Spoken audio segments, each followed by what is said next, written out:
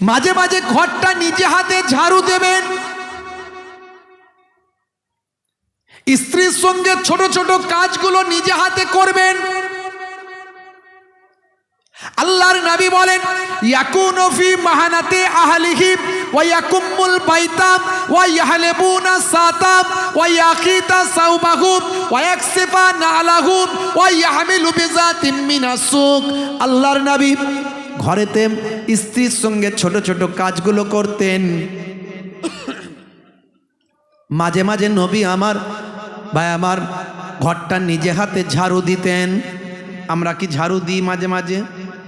আপনারা হয়তো দেন, তাই তো নাকি? কি জি দেন তো? আমার চাচাজি মাথা নাড়ছে।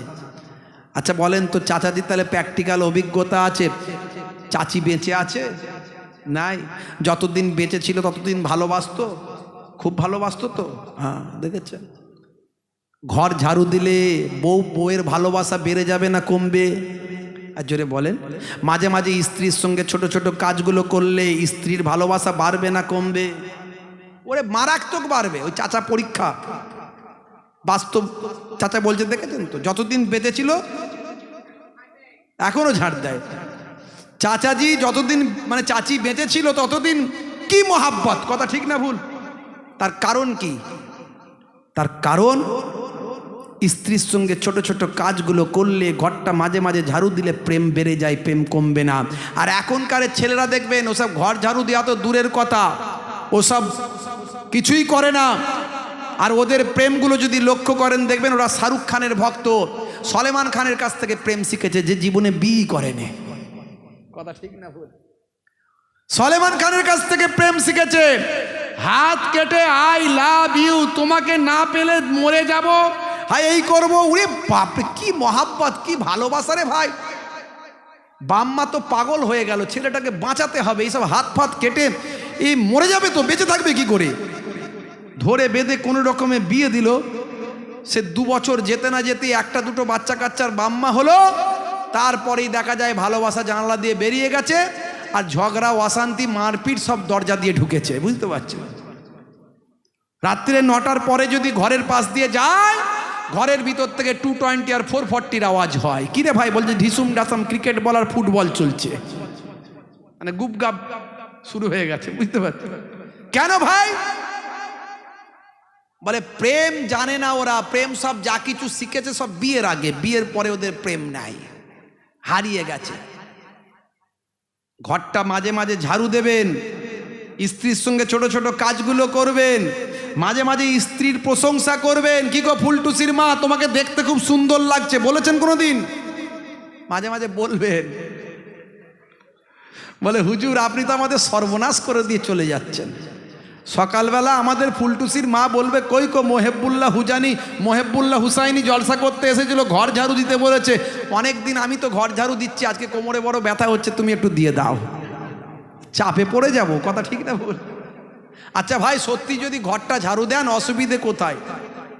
হুজুর কি সব কথা বলছেন, এগুলো সব ছেলেদের কাজ নাকি? এগুলো তো মেয়েদের কাজ।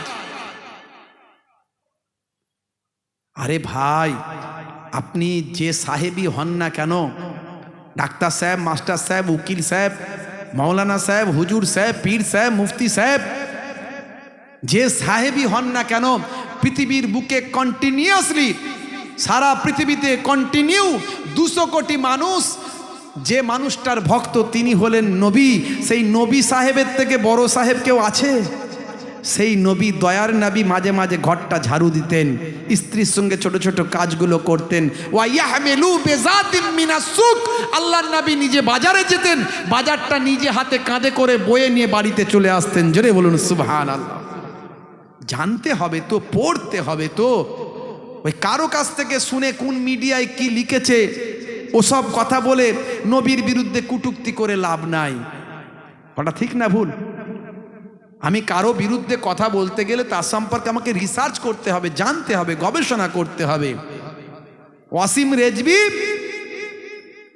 রেজভি কোরআনের 26টা আয়াতের বিরুদ্ধে মামলা করেছিল সুপ্রিম কোর্টে, আপনারা জানেন। সুপ্রিম কোর্টের প্রধান বিচারপতি বলেছিল, তোমার মামলার পরে আমি অনেক পড়াশোনা করেছি কোরআন নিয়ে, তুমি যে আয়াতগুলো নিয়ে তোমার কমপ্লেন ছিল সেই আয়াতগুলোর সেই লাইনগুলোর আগে পরে যদি ভালো করে পড়তে তোমার অ্যান্সার তুমি সেখানেই পেয়ে যেতে। তুমি অ্যান্সার পাওনি, তুমি শুধু শুধু মামলা করে দিলে। আর পৃথিবীর 200 কোটি মানুষ যে কোরআনকে ফলো করে তাদের আবেগে আঘাত লাগলো, তা তোমার তো একটা পানিশমেন্ট হবে নাকি, শাস্তি হবে। দাও 50,000 টাকা ফাইন দাও, জরিমানা দাও 50,000 জরিমানা নিয়েছে। বুঝতে পারছো ভাইরা আমার? জানতে হবে, পড়তে হবে, বুঝতে হবে। কাউকে খারাপ বলবেন না, সবার মধ্যে ভালো কিছু আছে, ভালোটা নিন। যদি আপনার মনে হয় খারাপ, খারাপটা ছেড়ে দিন। সকলের মধ্যে ভালো কিছু আছে। সব ধর্মের, সব বর্ণের, সব ভাষার, সব কৃষ্টি কালচারের মধ্যে কিছু ভালো আছে। সেই ভালোটাকে প্রয়োজনে নিন, কোনো বাধা নাই ইসলামে। আপনার ইসলাম আপনাকে গাইডলাইন দিয়ে দিয়েছে, আপনি তো গাইডলাইনের মধ্যে আছেন। হে তরুণ যুবকেরা, হে আমার বন্ধুরা, শুনে রেখে দিন বাবা, জেনে রেখে দেন। হে মুসলমান, একটু লক্ষ্য করুন। হযরতে ওমর ফারুক রাদিয়াল্লাহু তাআলা আনহু জানেন কিভাবে দেশ শাসন করতেন। ভাই আমার, দোস্ত আমার, হযরতে ওমর ফারুক রাদিয়াল্লাহু তাআলা আনহুর সম্পর্কে যদি আপনি জানেন, আপনি বুঝতে পারবেন যিনি বিনা যুদ্ধে একমাত্র তার গোলাম চাকরকে নিয়ে উঠের পিঠে চড়ে যে জেরুজালেম নিয়ে আজকে লড়াই চলছে, আপনারা জানেন সে জেরুজালেম বাইতুল মুকাদ্দাস বিনা যুদ্ধে দুজন মিলে গিয়ে জয়লাভ করেছিলেন, কোনো যুদ্ধ ছাড়া। সেই ওমর ফারুক, তার সম্পর্কে জানতে হবে। যিনি রাতের বেলা ছদ্মবেশে ঘুরে বেড়াতেন যে আমার রাজত্বের মধ্যে কে অনাহারে অর্ধাহারে দিন কাটাচ্ছে, কে কি অবস্থায় আছে। রাতের বেলা কার কোনো গোয়েন্দার ওপরে তিনি বিশ্বাস না রেখে গোয়েন্দারা গোয়েন্দার মতো কাজ করছে, সিআইডি সিবিআই যা আছে থাক, তারা তাদের মতো কাজ করছে, আমি আমার মতো করি, আমি একটু ঘুরে বেড়াই। মাঝে মাঝে তিনি ছদ্মবেশে ঘুরে বেড়াতেন, কে কোথায় কি অবস্থায় আছে দেখার জন্য রাতের বেলা এমাথা ও মাথা ঘুরে বেড়াতেন মদিনার জামিনে। তার সম্পর্কে জানতে হবে আপনাকে। অর্ধ পৃথিবী তিনি শাসন করেছিলেন, পৃথিবীর অর্ধেকটা তিনি শাসন করেছিলেন। হে তরুণ যুবকেরা, তৎকালীন যুগে হিমস পর্যন্ত মদিনার জমিন থেকে তিনি শাসন করেছিলেন। হিমস, সেই হিমসের গভর্নর করে যাকে পাঠিয়েছিলেন নাম হলো হযরতে সাঈদ রাদিয়াল্লাহু তাআলা আনহু। হযরতে সাঈদকে তিনি হিমসের গভর্নর করে পাঠালেন। খুবই সংক্ষেপ করে বলবো, ছোট্ট করে বলবো। হে তরুণ যুবকেরা, কয়েকদিন শাসন করার পরেই, কয়েকদিন তিনি রাজত্ব করার পরে, গভর্নরের দায়িত্ব পালন করার পরে এলাকার বিশিষ্ট জনেরা কমপ্লেন করলো খলিফার কাছে, ও খলিফায়ে সানি, ও হযরতে ওমর ফারুক, আপনি যাকে গভর্নর করে পাঠিয়েছেন তার 4টে ফল্ট, তার বিরুদ্ধে 4টে কমপ্লেন আছে। কি কমপ্লেন? 1 নাম্বার হলো তিনি অফিসে যান লেট করে, মাঝে মাঝে তিনি অফিসে যান লেট করে। 2 নাম্বার হলো তিনি সপ্তাহে 1 দিন করে অফিস কামাই করেন, অফিস অ্যাবসেন্ট হয়ে যান 1 দিন করে। 2 নাম্বার। 3 নাম্বার হলো তার যে বাংলো, তখন তো আর বাংলো ছিল না, তখন হলো কোয়ার্টার, থাকার জায়গা।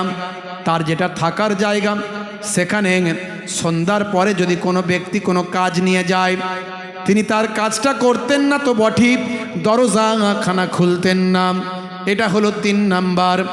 আর 4 নাম্বার হলো যখন তিনি সিংহাসনে বসে থাকেন, গভর্নরের আসনে যখন বসে থাকেন, মাঝে মাঝে তিনি অজ্ঞান হয়ে মাটিতে তিনি পড়ে যান। এই 4টে সমস্যা যার ভিতরে আছে, তিনি কি আর দেশ শাসন করতে পারেন? 4টে কমপ্লেন তার বিরুদ্ধে। বুঝতে পারছেন ভাইরা আমার, তরুণ যুবকেরা আমার, মুরব্বিয়ানেরা আমার। হে জওয়ান যুবকেরা, সংক্ষেপ করে বলি, এমন সময় দেখতে পাওয়া যায় তড়িঘড়ি তৎকালীন যুগে খবর পাঠানো হতো, খবর পাঠিয়ে তলব করা হলো। গভর্নর খলিফার নির্দেশ পাওয়ার সঙ্গে সঙ্গে মদিনায় এসে হাজির হলেন।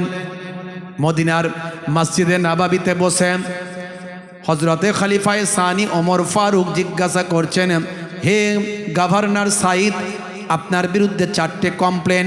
এই কমপ্লেনগুলো কেন হলো, এর কারণগুলো আপনি দর্শান। এটা আপনার বিরুদ্ধে সো কজ, আপনি কজটা দিন, কারণটা দিন, কেন আপনার বিরুদ্ধে কমপ্লেনগুলো আসলো। 1 নাম্বার হলো আপনি অফিস মাঝে মাঝে লেট করেন। তিনি বললেন ঠিক কথা, আমার বাড়িতে কাজের লোক নাই, আমার সংসার বড়, একসঙ্গে একই সংসারে আমরা থাকি, আমার পিতা মাতা, ভাই বোন, আমার স্ত্রী, ছেলে মেয়ে, এই এত বড় সংসারে পরিশ্রম করার মতো আমার স্ত্রী ছাড়া আর কেউ নাই। তাই মাঝে মাঝে আমার স্ত্রীর সঙ্গে আমি একটু কাজে সহযোগিতা করি। এই সহযোগিতা করতে গিয়ে আমার দেরি হয়, আমার মাঝে মাঝে অফিস আসতে লেট হলেও আমি অফিসের টাইমটা অন্যদিকে বাড়িয়ে যাতে মানুষের অসুবিধা না হয় সেটা চেষ্টা করি। আল্লাহর নবী বলেছেন স্ত্রীর সঙ্গে কাজ করো, সহযোগিতা করো, এটা সুন্নতের সওয়াব। তাই আমি এটা করে থাকি, আমি গভর্নর হিসাবে এটা করে থাকি। যদি আপনি মনে করেন এটা আমার জন্য শাস্তিযোগ্য অপরাধ, আমি শাস্তি আপনার কাছে মেনে নেব। হে তরুণ যুবকেরা, হযরত ওমর ফারুক বললেন ঠিক আছে, এতে কোনো অসুবিধা নাই, ঠিক আছে, তুমি তো অন্যদিকে সময় বাড়িয়ে দাও। বলে হ্যাঁ ঠিক আছে, স্ত্রীর সঙ্গে সহযোগিতা করো, এটা তো ভালো, এটা ভালো, অনেক উপকার আছে এতে, ঠিক আছে। আচ্ছা 2 নাম্বার বলো, সপ্তাহে 1 দিন করে অফিস কেন যাও না সপ্তাহে 1 দিন? বলে হুজুর, আমি অতিরিক্ত সম্পদ অর্থ দপ্তর থেকে আমি গ্রহণ করি না, আমি আমার যতটুকু ভাতা পাই সেটা দিয়ে আমার সংসার চালাই, তাতে আমার সব কিছু কাজ করতে, দান ধ্যান করতে, মানুষের কাছে দিতে আমার টাকা থাকে না। আমার পোশাক আশাক বেশি নাই, মাত্র 2টো করে আমার পোশাক। আমার পোশাক পরিষ্কার পরিচ্ছন্ন করার প্রয়োজন।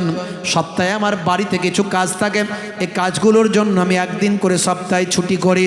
সপ্তাহে বাকি দিনগুলো আমি আমার প্রয়োজনের থেকে বেশি আমি ডিউটি করি। 1 দিন করে সপ্তাহে ছুটি করি আমার পার্সোনাল কাজগুলোকে করার জন্য। যদি এটা আমার অপরাধ মনে করেন, অপরাধ বলে স্বীকার করব। হযরত খলিফা ওমর ফারুক বললেন ঠিক আছে, এতে সমস্যা কিছু নাই, সপ্তাহে সব দিনগুলো কাজ করো, 1 দিন ছুটি নিতেই পারো, এটা অসুবিধা নাই। হে তরুণ যুবকেরা, 3 নাম্বার বলো, সন্ধ্যার পরে বাড়িতে গেলে, তোমার কোয়ার্টারে গেলে তুমি দরজা খোলো না, কোনো মানুষের কাজ করে দাও না। বলে সারাদিন সময় দিই হুজুর, অনেক অতিরিক্ত সময় দিন। সন্ধ্যার পর থেকে নিজের বাড়িতে সন্তানদের পড়াশোনার দায়িত্বটা একটু সামলায়। তখনকারের যুগে আর এভাবে টিচারকে পয়সা দিয়ে তো পাওয়া যেত না, নিজের সন্তানকে নিজে মানুষ করতে হবে, সন্তানকে শিক্ষা দান করা আপনারা আমার জন্য, পিতামাতার জন্য হলো ফরজ। যেমন নামাজ পড়া ফরজ, রোজা রাখা ফরজ, হজ যাকাত করা ফরজ, তেমন সন্তানকে শিক্ষা দেওয়া, মানুষের মতো মানুষ করা আপনার জন্য ফরজ। সন্তান একটু বড় হওয়ার অপেক্ষা শুধু, যেই 12 বছর বয়স হলে ওকে অমনি সঙ্গে সঙ্গে ওকে রুটির দোকানে, জরির দোকানে, এমব্রয়ডারির দোকানে, বাবা মাল করি নিয়ে একটু বসে বসে আমি খাই। 40 বছরের বাপ 20 বছরের ছেলের উপর ভর করে চলছে, আছে না নাই? সব উল্টো কাজ, এই জন্য তো আজকে আমাদের এই বিপদ। হে তরুণ যুবকেরা, সন্তান যদি মেরিট হয়, সন্তানটাকে উচ্চ শিক্ষায় শিক্ষিত করুন। Is, IPS, WBCS, doctor, engineer. ইমাম সাহেবের ছেলে এপিজে আব্দুল কালাম, ইতিহাসটা দেখে নেবেন। ছোটবেলায় এপিজে আব্দুল কালাম ছোট্টবেলায় বাপের সঙ্গে ফজরের নামাজটা পড়তেন। এপিজে আব্দুল কালামের বাপ হলেন একজন ইমাম সাহেব। অল্প পয়সা বাবা, ইমাম মানে তাদের কোনো সমাজের মানুষ খুব একটা দাম দেয় না। ইমাম মানে তারা বড় অসহায়। ইমাম মানে মসজিদে থাকবে আর পাড়ার লোকের সব কাজ করবে, তাহলে ইমাম খুব ভালো। ইমাম যদি বলে না, সব কাজ আমি করতে পারবো না, তোমার ছেলের দেখাশোনা হবে, তুমি মেটাও, আমি কেন যাব? আমার তো সম্মান আছে, আমাকে আমন্ত্রণ করলে আমাকে তার জন্য হাদিয়া তোহফা দিতে হয়। ভাই আমার বেশি গন্ডগোল করলে বলে ইমাম সাহেব টিকিট কেটে দেব, পাতা গুটিয়ে দেব, তলপি গুড়িয়ে বাড়ি পাঠিয়ে দেব, আছে না নাই? একটা গ্রামে 1 মাস 2 মাসের বেশি ইমাম টেকে না, আসছে আর যাচ্ছে, বলে ওই গ্রামে ইমাম টেকে না, আছে না নাই? এ বলে এক কথা, ও বলে আর এক কথা। সবাই বলে দেখ দেখ নেতা সবাই, পাড়ায় নেতার তো অভাব নাই, কথা ঠিক না বল? সব ঘরে ঘরে নেতা, কে কার কথা মানে ভাই, কথা ঠিক না বল? একদিন ইমাম সাহেবকে ডেকেছে, হুজুর আমার বাড়িতে আসবেন, একটু হয়েছে, যেতে লেট হয়েছে, বলে এই ইমাম সাহেব আপনাকে ডাকলাম এলেন না। কি রে ভাই, এরম গ্রাম আছে না নাই? আপনাদের এখানে গ্রাম খুব ভালো আমি জানি, এখানে পাড়া খুব ভালো, অন্যান্য জায়গায় তো এক জায়গায় ইমাম সাহেবও সেরকম খবর টবর নিয়ে এসেছে, বলছে ওই গ্রামের পরিস্থিতি খুব খারাপ, আমার মতোই ইমাম সাহেবই দরকার। ওরা শুধু কদিন যেতে না যেতেই টিকিট কেটে দেয়, পাতা গুটিয়ে দেয়, তলপি গুটিয়ে বাড়ি পাঠিয়ে দেয়। তা আমি একটু যাই বলে সেই ইমাম সাহেব এসে বেশ কিছুদিন ধরে আছে, থাকতে না থাকতে ওই একই কথা শুরু হয়েছে। একটু উচ্চবাচ্য কোনো কিছু কাজে অসঙ্গতি হলেই তলপি গুটিয়ে দেবো, পাটা কাট কেটে দেবো, টিকিট কাটে বাড়ি পাঠিয়ে দেবো। ইমাম সাহেব বলছে তোমরা আমার সব কেটে দেবে, টিকিট কেটে বাড়ি পাঠিয়ে দেবে, বুঝেছি, তোমরা যেগুলো করবে আমি জানি, সেই জন্য আমিও কিছু ব্যবস্থা নিয়ে রেখেছি। বলে কি ব্যবস্থা নিয়ে রেখেছো? বলে সর্বনাশ করেছে, এত ইমামদেরকে টিকিট কেটে বাড়ি পাঠিয়েছি, কেউ তার বলেনি, এ কথা তুমি বলছো? বলে হ্যাঁ, আমি তো আগে থেকে প্রস্তুতি নিয়ে এসেছি। বলে তুমি আবার কি ব্যবস্থা নিয়েছো? বলে বলবো। বলে বলো। বলবো তো? বলে বলো। তাহলে বলি। বলে হ্যাঁ। বলে যতদিন নামাজ পড়িয়েছি অজু আমি করিনি। সামলা এবার, খালি টিকিট কেটে বাড়ি পাঠিয়ে দেওয়া, বুঝতে পারছেন? ইমামদেরকে আমরা ইজ্জত দিই না, সম্মান দিই না। ইমাম মানে হলো নেতা, ওই হলো অরিজিনাল নেতা, ওই হলো অরিজিনাল নেতা। 5 ওয়াক্ত নামাজের ইমামের দায়িত্ব পালন করছে, সে না থাকলে আমার নামাজ হবে না। হে তরুণ যুবকেরা, হে আমার বন্ধুরা, শুনে রেখে দিন বাবা, জেনে রেখে দেন, ইমাম সাহেবের সন্তান এপিজে আব্দুল কালাম ছোট্টবেলায় বাপের সঙ্গে ফজরের নামাজটা পড়ি খবরের কাগজ নিয়ে মার্কেটে বিক্রি করত। পিতার ইনকাম ছিল খুবই কম, অল্প পয়সা যা পেত সবটাই সন্তানের জন্য ব্যয় করত। মা কষ্ট করে মেহনত করে সন্তানকে পড়াশোনার জন্য নিজের সমস্ত কিছু পরিশ্রম বিসর্জন দিত। হে তরুণ যুবকেরা, অল্প বয়সে সন্তানের মেরিট মেধা তাকে অনেকটা এগিয়ে দিয়েছিল। এইভাবেই নিজের পরিশ্রমে আর অর্থ যা কিছু ছিল সব কিছু বিসর্জন দিয়ে সন্তানের জন্য পিতামাতা উৎসর্গ করেছিল।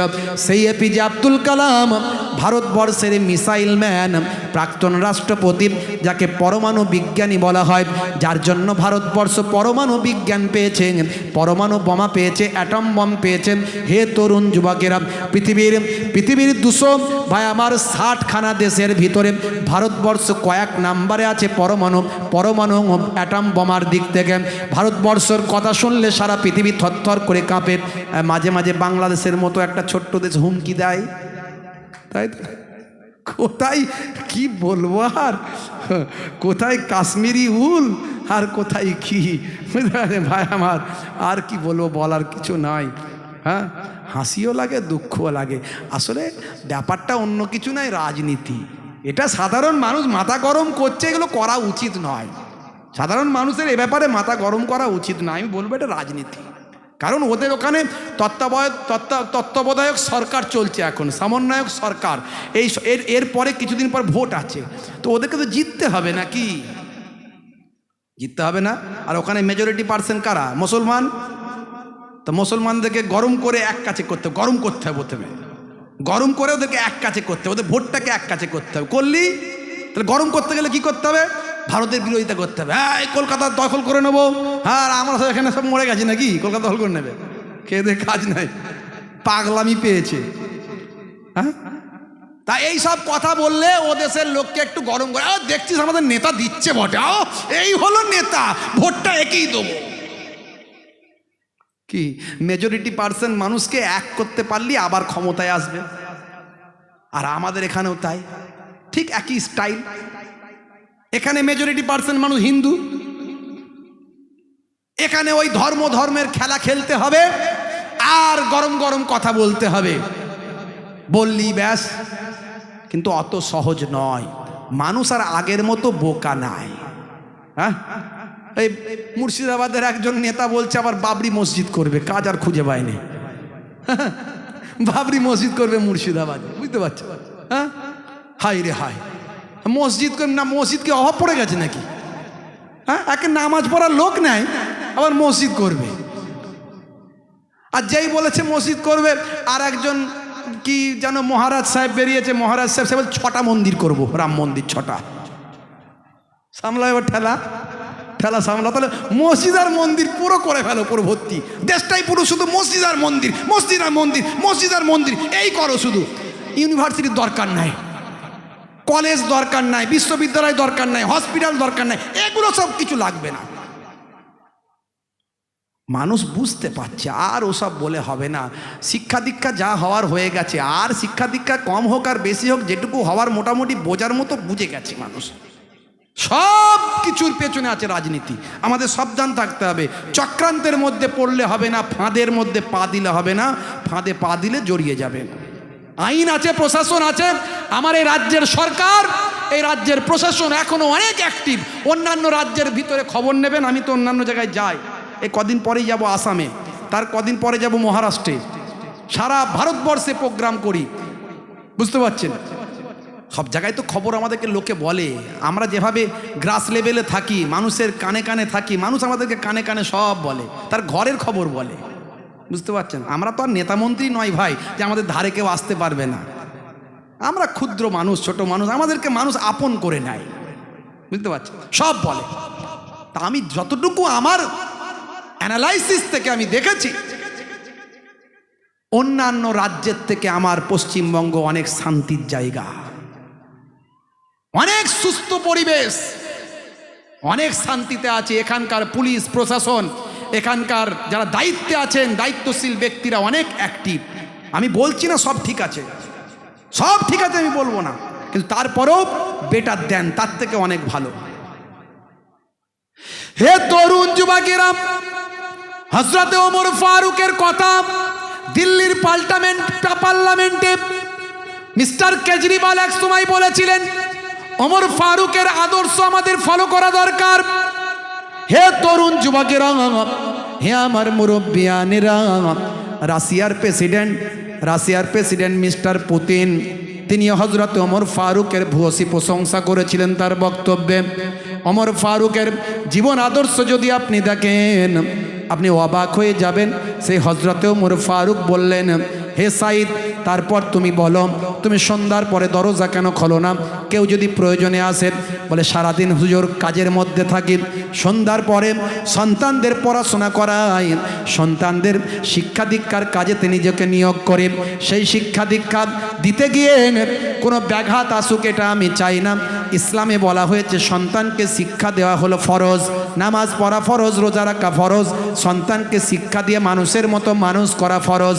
আমি আমার সন্তানের জন্য সময় দিতে গিয়ে দরজা আমি খুলি না, কারণ পরের দিন আবার সে আমার অফিসে আসুক, অফিসে আমি আর কাজটা মেটাবো, এই চিন্তা করে আমি দরজা খুলি না। কারণ ইসলাম বলেছেন, দয়ার নবী বলেছেন, সন্তানকে শিক্ষা দেওয়া, এলেম দান করা, জ্ঞান দান করা, এটা হলো নামাজ রোজার মতো ফরজ।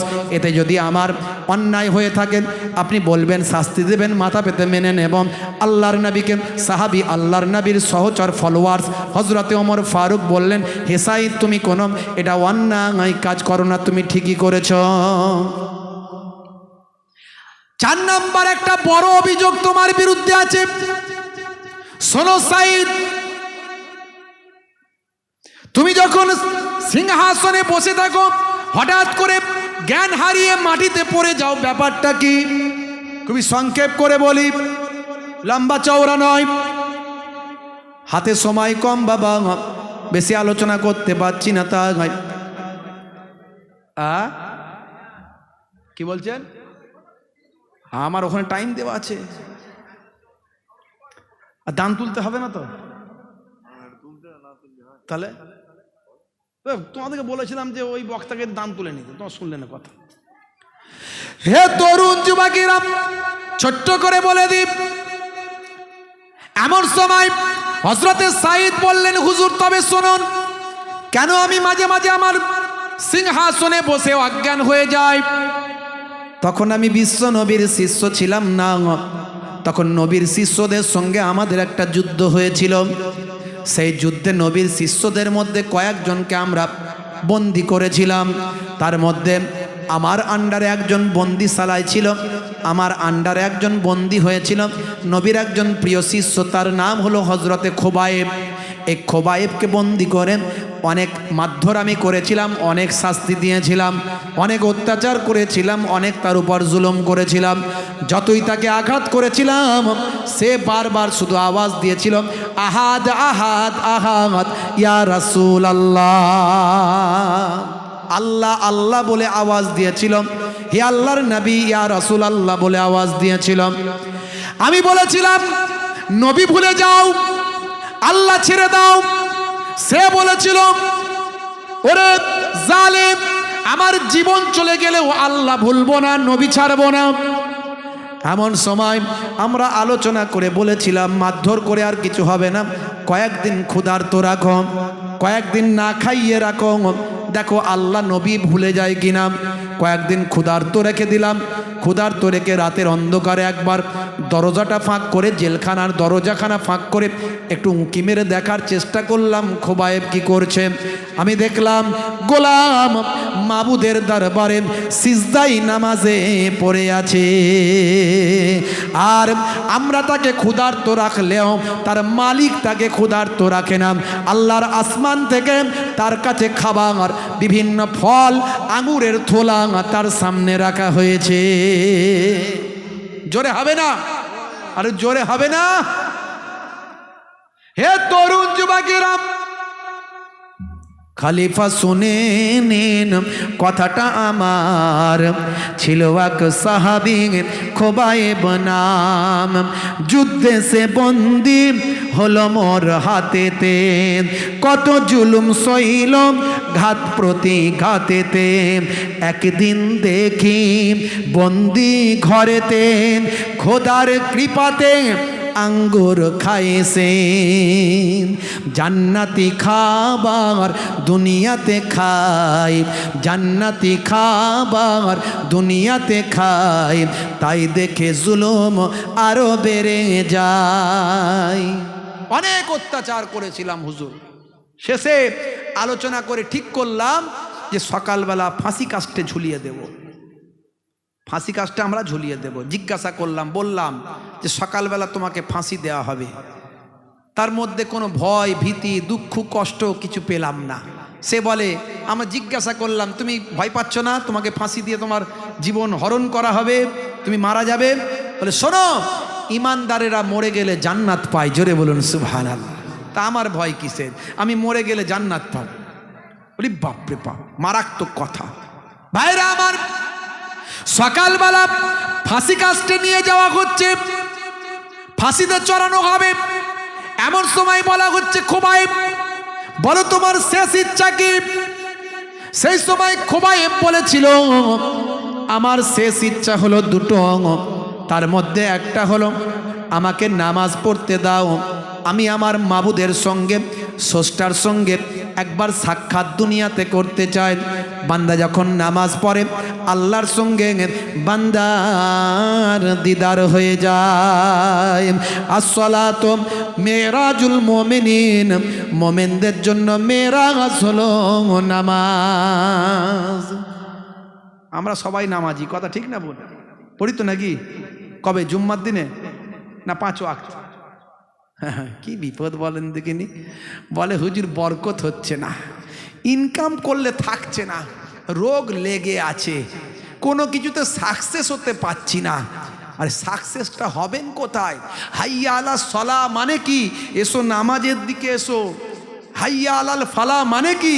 এসো কল্যাণের দিকে এসো, কামিয়াবির দিকে এসো। তুমি সাকসেস যদি হতে চাও নামাজে এসে দাঁড়াও। জোরে বলুন সুবহানাল্লাহ। কিন্তু আমরা দুর্ভাগ্য, 90% মানুষ 5 ওয়াক্ত নামাজ পড়ি না। যদি পড়তাম সমাজটা সুন্দর হয়ে যেত। কোনো নামাজি মাতাল হতে পারে না, কোনো নামাজি মিথ্যা কথা বলতে পারে না, কোনো নামাজি চিটিংবাজি ধাপ্পাবাজি করতে পারে না, কোনো নামাজি খুন খারাপি করতে পারে না, কোনো নামাজি লটারির টিকিট কেটে বড়লোক হওয়ার স্বপ্ন দেখতে পারে না। এইভাবে টিকিট কেটে বড়লোক হওয়ার স্বপ্ন দেখছে, আর ঘরটা আস্তে আস্তে ভিখারি হয়ে যাচ্ছে। ঘরের জায়গা জমি সব বিক্রি, থালা ঘটি বিক্রি করে লটারির টিকিট কাটছে। আছে না? না। একজন আমাকে এসে বলছে, আপনাদের মসলন্দপুর এলাকায় বলছে হুজুর আমি আপনার ওয়াজ শুনে লটারির টিকিট কাটা ছেড়েছি। আমি কিন্তু প্রচুর টাকার মালিক ছিলাম হুজুর, 10,000 15,000 টাকা করে লটারি কাটতাম। এখন আপনার ওয়াজ শুনে আমি হেদায়েত হয়ে গেছি। হ্যাঁ, আমার ঘর বাড়ি সব বিক্রি করে দিয়ে মাটির বাড়িতে আছি। আমার ওয়াজ শুনে হেদায়েত হওনি, পয়সা তোমার কমে গেছে, সব ফকির হয়ে গেছে, তাই তুমি হেদায়েত হয়েছে। মাটির বাড়িতে আছো, পাকা বাড়ি